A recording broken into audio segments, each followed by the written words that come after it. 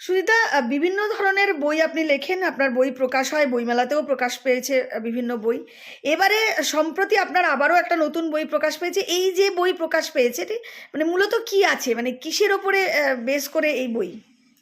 আচ্ছা, এই বইটির নাম হচ্ছে গুজবের গ্রাসে নেতাজি। এটি আমার এবছর মানে এখনো পর্যন্ত 41তম বই। তো এই বইটা বিষয়টা বলার আগে একটু গৌরচন্দ্রিকা দরকার আছে। গৌরচন্দ্রিকা বলতে সেটা বলি, সেটা হচ্ছে এই বইটা আমার গত বছর বইমেলায় বেরিয়েছিল। নেতাজি খুন হয়েছিলেন। এই বইটার বলা যেতে পারে এটা একটা তারই সিকুয়েল। এটা প্রায় তারই সিকুয়েল। এই কারণে বলছি যে যত এই যে গুজবের গ্রাসে নেতাজি, যেটা আমি নাম দিয়েছি বইটার, এই বইটার লেখার পিছনে রয়েছে যে নেতাজির অন্তর্ধান রহস্য এবং নেতাজির মৃত্যু রহস্য। এই দুটো ঘটনাকে ঘিরে সেই 1941 সাল থেকে আজকে পর্যন্ত 2024 সাল চলছে, এই প্রায় 80 বছর ধরে কত রকমের গুজব রটানো হয়েছে আসল সত্যিটাকে ধামাচাপা দিয়ে। এই বইটা মূলত সেটা নিয়ে লেখা।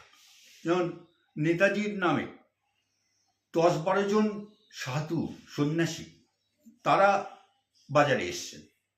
আমি আবির্ভাব কথাটা বলছি না, কারণ তারা কেউই সেই অর্থে অবতার পুরুষ ছিলেন না। কেউ নিজেই বলেছেন আমি নেতাজি ছিলাম, কোথাও তার শিষ্যরা বলেছেন উনি গুরুদেব আমাদের নেতাজি, উনি অমুক জায়গায় ছিলেন, এখন নেমে এসছেন এখানে। কেউ কেউ এখনো বলে যাচ্ছেন যে উনি অবতার হিসেবেই আছেন হিমালয়ে, মহাকাল তার নাম, তিনি সব নজর রাখছেন, যথাসময়ে আবির্ভূত হবেন। নেতাজি যদি আজকে বেঁচে থাকতেন, তার বয়স হচ্ছে 127 বছর, তার বয়স হতো। এখনো কিন্তু এক শ্রেণীর মানুষ এই নিয়ে বই লিখে যাচ্ছেন, তারা বলে যাচ্ছেন নেতাজি এখনো জীবিত। কিন্তু নেতাজি যে মৃত সেটা অফিসিয়ালি গোটা বিশ্ব সেটাকে মেনে নিয়েছে। আমেরিকা মেনে নিয়েছে, ইংল্যান্ড মেনে নিয়েছে, ফ্রান্স মেনে নিয়েছে, রাশিয়া মেনে নিয়েছে, আমাদের ভারতবর্ষ মেনে নিয়েছে। যত তদন্ত হয়েছে, যত তদন্ত কমিশন হয়েছে আন্তর্জাতিক এবং জাতীয় স্তরে, প্রত্যেকটাতে নেট রেজাল্ট বেরিয়েছে একটি ছাড়া, একটি তদন্ত কমিশন ছাড়া। বাকি সবকটিতে নিট রেজাল্ট বেরিয়েছে যে নেতাজি মারা গিয়েছিলেন 1945-এর 18ই আগস্ট বিমান দুর্ঘটনায়, তাইহোকু বিমানবন্দরে। এবং তার পার্সপেক্টিভে প্রচুর ডকুমেন্ট পাওয়া যায়, অজস্র ডকুমেন্ট রয়েছে।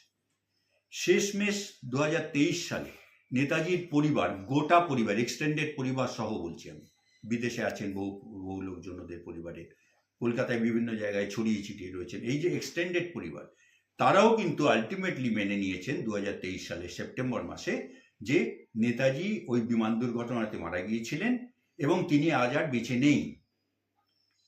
এই জিনিসটা জাপানও মেনে, জাপান তো প্রথম মেনে, জাপানে এই ঘটনাটা যেহেতু ঘটেছিল। সুতরাং আমি যেটা চেষ্টা করি সেই বইয়ের মধ্যে দিয়ে, সেটা হচ্ছে যে নেতাজিকে নিয়ে একটা সত্যি কথাটা সত্যি শেষ পর্যন্ত বলা হোক। একটা একটা মানুষ, যে মানুষটা ভারতবর্ষের জন্য আজীবন সংগ্রাম করে গেছেন, যে মানুষটা নিজের মৃত্যুর কথা না ভেবে জার্মানিতে গেছেন, কত কষ্ট সহ্য করে, আফগানিস্তান হয়ে, রাশিয়া হয়ে, কত কষ্ট করে তিনি জাপানে গিয়ে পৌঁছেছেন, চেষ্টা করেছেন ওখানে আজাদিন ফৌজকে নতুনভাবে তৈরি করে সেই আজাদিন ফৌজকে নিয়ে ভারতবর্ষের স্বাধীনতা সংগ্রামে আপ টু মণিপুর নিয়ে এগিয়েও গিয়েছিলেন। শেষমেশ দ্বিতীয় বিশ্বযুদ্ধে জাপান এবং জার্মানির পরাজয় ওনাকে পিছু হটতে বাধ্য করেছিল। কিন্তু সেই মানুষটাকে নিয়ে কেন এইসব গালগপ্প বলা হচ্ছে? তিনি ভিয়েতনামে গেরিলা বাহিনীকে ট্রেনিং দিয়েছিলেন। বলা হচ্ছে ওই একই সময়ে তিনি চীনে মাও সেতুংয়ের প্রধান উপদেষ্টা হিসেবে কাজ করেছেন রেড আর্মি গঠন করায়। বলা হচ্ছে উনি তিব্বতে গিয়েছিলেন, তিব্বতে গিয়ে আমাদের দালাই লামাকে স্বাধীনতা দিয়েছেন। মানে আজগুবি গল্পের একটা সীমা পরিসীমা থাকে, এর কোনো সীমা পরিসীমা নেই। সেই সীমাটাকে আমি বেঁধে ফেলেছি এই বইয়ের মধ্যে। এবারে এখনো পর্যন্ত কোনো বিরোধিতা আসেনি। বিরোধিতা আমি চাইছি যারা গুজব রটিয়েছেন তারা বলুন আপনি ভুল বলছেন। আমি প্রমাণ করতে চাই যে আমি ভুল হলে সেটা আমি স্বীকার করে নেব। আমি প্রমাণ করতে চাই আমি ভুল নই, তার জন্য আমি ডকুমেন্ট নিয়ে জনতার দরবারে হাজির হতে রাজি আছি, যে কোনো মঞ্চে, যে কোনো সময়, যে কোনো দিন। সুতরাং যারা চ্যালেঞ্জ করতে চান তারা চ্যালেঞ্জ করে নিন, আমি তৈরি।